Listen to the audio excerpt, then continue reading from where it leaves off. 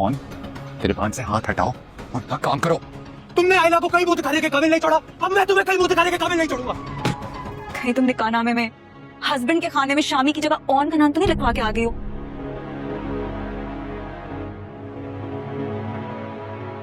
आयला, छोड़ो, क्या तरीका है ये? आयला, क्या कर रही हो तुम? आयला, आज ये अज़ियत खत्म हो जाएगी। मुझे ऐसी जिंदगी नहीं जीनी जिसमें आप लोगों की आंखों में मेरे लिए नफरत हो।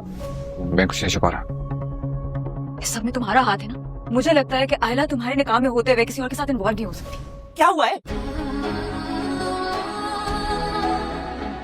आयला ने सुसाइड अटेम्प्ट। मोला सुसाइड अटेम्प्ट करने वाली है और आयला को अब और कोई रास्ता नज़र नहीं आ रहा होता। आयला यही समझ रही होती है कि उसने अपने माँ बाप का दिल दुखाया है और अपने माँ बाप को सबकी नज़रों में गिरा दिया है। और आरफा तो चाहती ही यही थी कि इसे मौका मिल जाए और वो आयला से अपनी जान छुड़वा ले, और उसे मौका मिल चुका होता है। और फ़ारूक और आरफा ने मिलकर डिवोर्स के पेपर भी तैयार करवा लिए होते हैं और वो शामी से यही बात कह रही होती है, इन पर साइन करके फौरी तौर पर आयला को ये भिजवा दो। और शामी जब ये बात सुनेगा वो बहुत ज़्यादा डर जाएगा और वो अपनी माँ बाप से यही बात कहता है कि इतनी जल्दी क्या है। तो आरफा अपने बेटे को डांटेगी और उसे यही बात बोलेगी, जैसा मैं कह रही हूँ, मैं किसी भी सूरत इसको अपनी बहू नहीं बनाऊंगी।